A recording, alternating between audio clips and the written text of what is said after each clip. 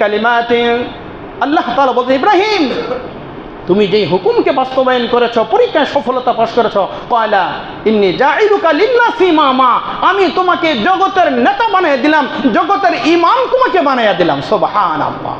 কি ভাই, আল্লাহর পয়গম্বর আল্লাহর হুকুমকে মেনে জগৎ বিখ্যাত হয়েছেন। আল্লাহর হুকুম তার কাছে বড় ছিল, আল্লাহর হুকুমের সামনে নিজেকে আত্মসমর্পণ করেছেন, নিজের মাথাকে ঝুঁকিয়ে দিয়েছেন, বলে আমার সব কিছু একদিকে, আমার আল্লাহর হুকুম একদিকে। সব কিছু কুরবানি করার পরে আল্লাহ তাআলা তাদের মাকাম, তাদের মর্যাদাকে আল্লাহ বৃদ্ধি করে দিয়েছেন। সুবহানাল্লাহ। আজকে আমরা আল্লাহর রাসূলের আদেশকে কুরবানি দিতেছি, আল্লাহর হুকুমকে আজকে আমরা কুরবানি দিতেছি। আজকে আমার অর্থ সম্পদের জন্য, টাকার জন্য, ক্ষমতার জন্য, আজকে আমার দলের জন্য, বলে সব কিছুর জন্য আল্লাহর হুকুমকে বিসর্জন দিতেছি। নিজের পরিবার পরিজনের চাইতে, নিজের ক্ষমতার চাইতে, নিজের দলের চাইতে, সব কিছুর চাইতে বলে আল্লাহর হুকুমকে বড় মনে করেছেন। ইব্রাহিম আলাইহিস সালাম যখন দেখলেন তার পিতা একজন মূর্তি পূজক, মূর্তি পূজা করত। ইব্রাহিম আলাইহিস, আমি ইতিপূর্বে আলোচনা করেছিলাম, ইব্রাহিম আলাইহিস সালাম যখন দেখলেন তার পিতা মূর্তি পূজা করতেছে এবং তার জাতি মূর্তি পূজায় লিপ্ত, ইব্রাহিম আলাইহিস সালাম তাওহীদের দাওয়াত দিয়েছে, আল্লাহর হুকুমের দাওয়াত দিয়েছে, একাত্মবাদের দাওয়াত দিয়েছে। আল্লাহর হুকুম আমার কাছে সবচাইতে বড়। তিনি তার জাতির সাথে তিনি বিরোধিতা করেছেন, এমনকি নিজের পিতার বিরুদ্ধে চলে গিয়েছেন। ক্বালা আতা'বুদুনা মিন দুনিল্লাহ মা লা ইয়াদুররুকুম শাইআ ওয়া লা ইয়ানফা'ুকুম, বলতেছে তোমরা এমন এক রবের ইবাদত করো যে রব তোমাদেরকে না কোনো উপকার করতে পারে, না কোনো ক্ষতি সাধন তোমাদেরকে করতে পারে, এমন রবের ইবাদত তোমরা করতেছো। ইব্রাহিম আলাইহিস সালাম আল্লাহর হুকুম তার কাছে ছিল সবচাইতে বড়। তিনি এই মূর্তি পূজক তার পিতাকে তিনি প্রাধান্য দেয় নাই, তার জাতিকে প্রাধান্য দেয় নাই, এই জাতিকে লাঠি মেরেছে, বলে চললাম তোমাদের এই জাতিকে ছেড়ে। ইব্রাহিম আলাইহিস সালামের এই চেতনা দেখে কি করল, তার জাতি এবং তার পিতা সহ তার জন্য অগ্নিকুণ্ড বানায়া নিল। ইব্রাহিম আলাইহিস সালামকে এবার আগুনে নিক্ষেপ করা হবে। ইব্রাহিম আলাইহিস সালামকে আগুনে নিক্ষেপ করা হলো। আল্লাহ রাব্বুল আলামিন বলেন, কুলনা ইয়া নারু কুনি বারদাও ওয়া সালামান আলা ইব্রাহিম। আল্লাহ রাব্বুল আলামিন আগুনকে হুকুম করলেন, কুল, হে আগুন, ইয়া নার বারদাও ওয়া সালামান, আমার ইব্রাহিমের প্রতি শান্তিদায়ক ঠান্ডা হয়ে যাও। সুবহানাল্লাহ। হে আগুন, আগুনকে আল্লাহ হুকুম করেছেন, আদেশ করেছেন, বারদা, ঠান্ডা হয়ে যাও। কেমন ঠান্ডা? বরফের মতো ঠান্ডা। আমার ইব্রাহিমের কষ্ট হবে? আল্লাহ বলছেন না না, বরফের মতো ঠান্ডা না, বারদাও ওয়া সালামান। সালামান মানে কি? শান্তি। বলে শীতল, শান্তিদায়ক, আরামদায়ক ঠান্ডা আমার ইব্রাহিমের প্রতি হয়ে যাও। সুবহানাল্লাহ। ইব্রাহিম আলাইহিস সালাম আগুনে বসে সুন্দর বসে আছেন। নমরুদ বলতেছে, এই আগুন, তোমার কি কোনো পাওয়ার নাই, তোর কোনো শক্তি নাই ইব্রাহিমকে জ্বালিয়ে পুড়িয়ে ছারখার করে দেওয়ার? আগুন উত্তর দিতেছে, এরে নমরুদ, এরে কাফেরের বাচ্চা, আমি আগুনের শক্তি আছে কিনা, আমার ক্ষমতা আছে কিনা, তুই নমরুদ আমার ভিতরে আয়, তোর মতো নমরুদকে মিনিটের মধ্যে জ্বালাইয়া পোড়াইয়া ছারখার করে দিব। কিন্তু আল্লাহর হুকুম নাই। আল্লাহ বলছেন আমার হুকুম সবচাইতে বড়। এই আগুন আমার ইব্রাহিমকে জ্বালানো তো দূরের কথা, আমার ইব্রাহিমের একটা পশম তুই করবি না। সুবহানাল্লাহ।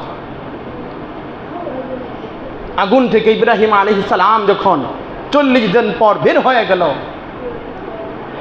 এবার ইব্রাহিম আলাইহিস সালামকে তার জাতি এবং তার পিতা সহ তাকে দেশান্তরের জন্য আদেশ করে দিল।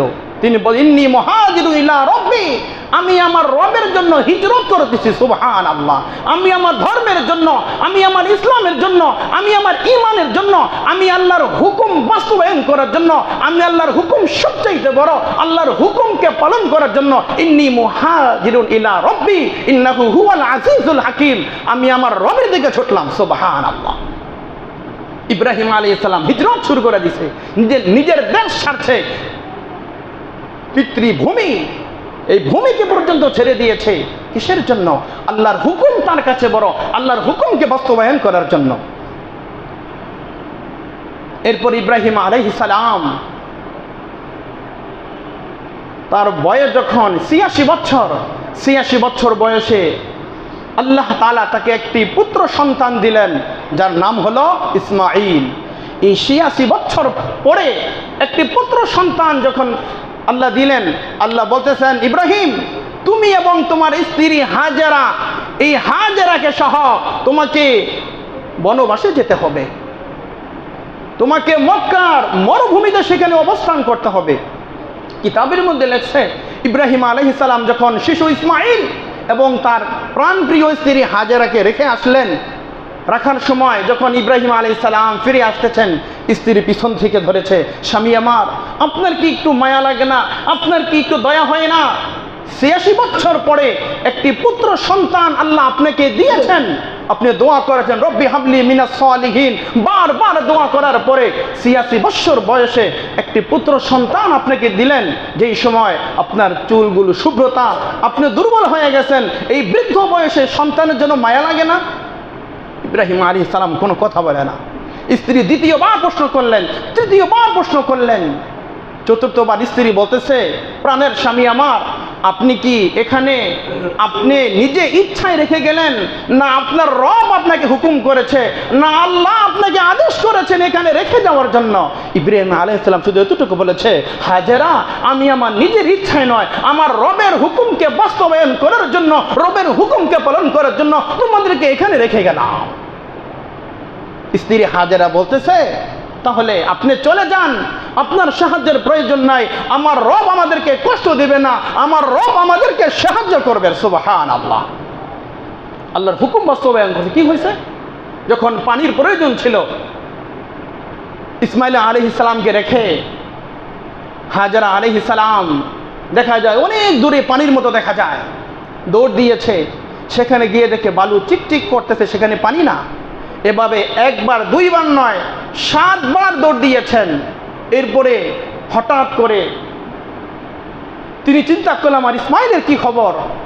ফিরে এসে দেখে ইসমাঈল আলাইহিস সালাম শিশু বাচ্চা খেলাধুলা করতেছে, তার পায়ের গোড়ালির পদ আঘাতে আল্লাহ জমিন ভেদ করে, জমিন থেকে আল্লাহ একটি নহর ব্যবস্থা করে দিয়েছেন, যেই নহর হলো, যেই কূপের নাম হলো জমজম। সুবহানাল্লাহ।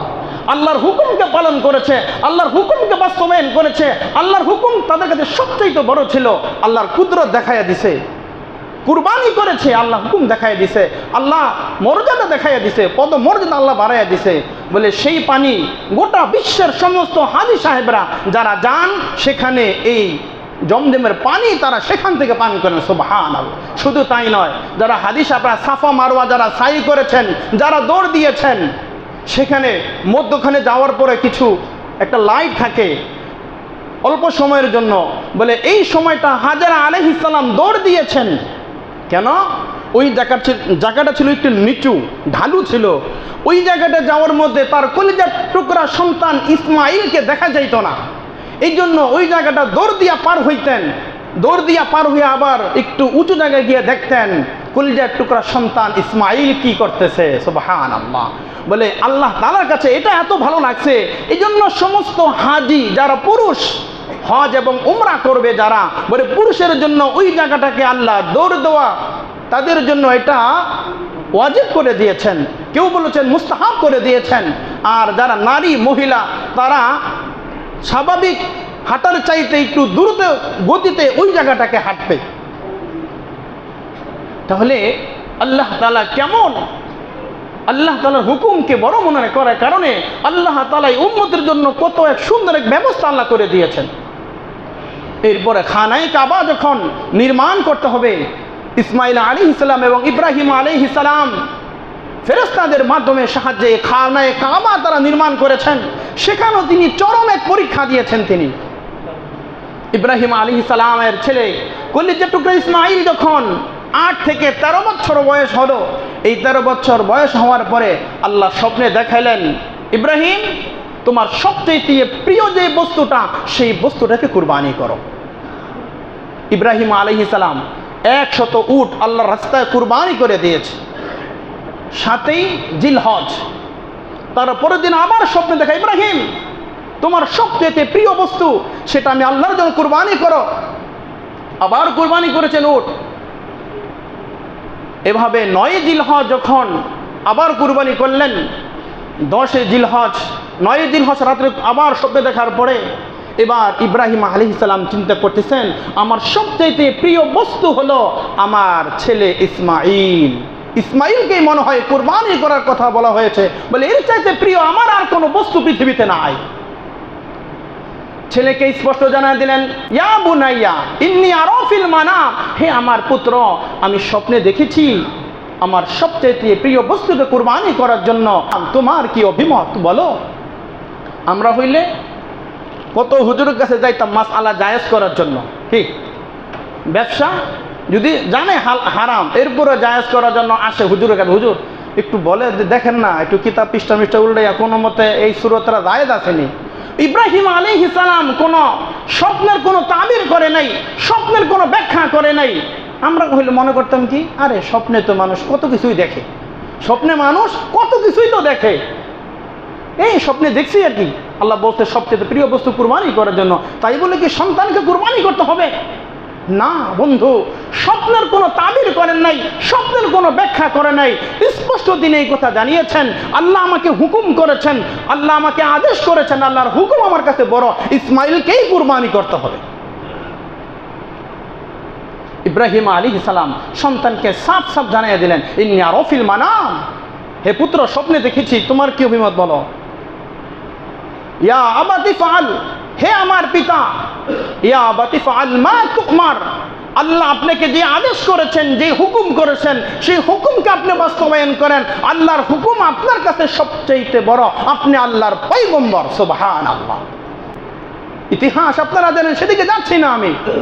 ছুরি ইব্রাহিম ইসমাইল আলাইহিস সালামের যখন গলার মধ্যে ছুরি চালিয়েছে, ইব্রাহিম আলাইহিস সালামের ছুরি ইসমাইলকে কাটতেছে না। ইব্রাহিম আলাইহিস সালাম রাগে ছুরি ফেলে দিলেন, পাথরের উপর ছুরি পড়ে পাথর খণ্ডে বিখণ্ডে পরিণত হয়েছে। ইব্রাহিম আলাইহিস সালাম বলতেছে, এ ছুরি তোমার কি কোনো ধার নাই? তুমি কি পারো না ইসমাইলকে জবে করার জন্য, ইসমাইলকে কুরবানি করার জন্য? আল্লাহ ছুরির জবান খুলে দিয়েছে। ছুরি বলতেছে, পয়গম্বর আল্লাহর হুকুম নাই তোমার সন্তান ইসমাইল সেও তোমার পরে নবী হবে, এই আল্লাহর হুকুম নাই আমার মধ্যে, আমি ইসমাইলকে যে আমি তাকে জবে করব, তাকে কুরবানি করব। একবার ইব্রাহিম আলাইহিস সালাম যখন দেখলেন ছুরি কাটতেছে না, ইসমাইল আলাইহিস সালাম বলে, আব্বা মনে হয় আমার চেহারা দেখলে মনে হয় মায়া লাগতেছে, আব্বা আমার চেহারাটাকে ঘুরে নেন, আমার হাত পাগুলো ভালো করে বেঁধে নেন, যাতে আমি নড়াচড়া করতে না পারি, আপনার কষ্ট না হয়। ইব্রাহিম আলাইহিস সালাম যখন ছুরি চালালেন, বেহেশতের থেকে আল্লাহ ফেরেশতার মাধ্যমে দুম্বা দিয়ে দিলেন, ইসমাইলকে সরাইয়া দিলেন, দুম্বা কুরবানি হয়ে গেল। ইসমাইল আলাইহিস সালাম এরপরে দেখে বেহেশতের দুম্বা কুরবানি হয়ে গেছে। আল্লাহ বলতেছেন, কদ সাদ্দাকতা রুইয়া ইন্না কাযালিকা নাজিসিল মুহসিনিন, হে ইব্রাহিম আমি সত্যবাদীদেরকে এভাবেই পরীক্ষা করে থাকি। হে ইব্রাহিম, আমার প্রত্যেকটা আনুগত্যে, আমার প্রত্যেকটা হুকুমকে বাস্তবায়ন করার ক্ষেত্রে ইব্রাহিম তুমি সফলতার দ্বার প্রান্তে তুমি পৌঁছেছ। সুবহানাল্লাহ। শুরু থেকে যত বর্ণনা শুনলেন ইব্রাহিম আলাইহিস সালামের, বলে প্রত্যেকটা পরীক্ষায়, প্রত্যেকটা হুকুমে, প্রত্যেকটা আদেশে ইব্রাহিম আলাইহিস সালাম সফল কাম হয়েছেন। আল্লাহ বলেছেন, ওয়াইদ বিতালা ইব্রাহিম রাব্বুহু বিকালিমাতিন, আল্লাহ তাআলা বলেন, ইব্রাহিম তুমি যেই হুকুমকে বাস্তবায়ন করেছ, পরীক্ষায় সফলতা পাশ করেছ, ক্বালা ইন্নী জাইলুকা লিন্নাসি ইমামা, আমি তোমাকে জগতের নেতা বানিয়ে দিলাম, জগতের ইমাম তোমাকে বানিয়ে দিলাম। সুবহানাল্লাহ। কি ভাই, আল্লাহর পয়গম্বর আল্লাহর হুকুমকে মেনে জগৎ বিখ্যাত হয়েছেন। আল্লাহর হুকুম তার কাছে বড় ছিল। আল্লাহর হুকুমের সামনে নিজেকে আত্মসমর্পণ করেছেন, নিজের মাথাকে ঝুঁকিয়ে দিয়েছেন, বলে আমার সব কিছু একদিকে, আমার আল্লাহর হুকুম একদিকে। সব কিছু কুরবানি করার পরে আল্লাহ তাআলা তাদের মাকাম, তাদের মর্যাদাকে আল্লাহ বৃদ্ধি করে দিয়েছেন। সুবহানাল্লাহ।